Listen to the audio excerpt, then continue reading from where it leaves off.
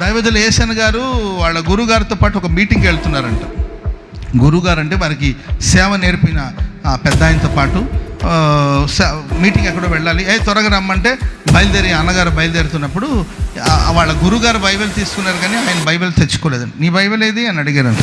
అయ్యా, వాక్యం చెప్పేది నీవు కదా, వాక్యం చెప్పింది నీవు, నాకెందుకు బైబిల్ అంటే, అప్పుడు దైవజనులు చెప్పారంట, నీవు వాక్యాన్ని మోస్తే వాక్యము నిన్ను మోస్తుంది.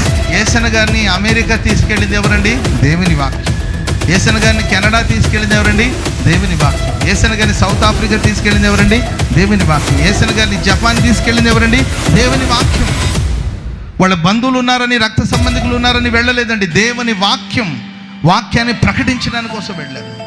ప్రపంచ దేశానికి వాక్యం యేసన్న గారిని పరిచయం చేసింది. ప్రపంచ దేశానికి ఆ వాక్యమే ఒక వంతెనగా మారి తీసుకెళ్ళింది.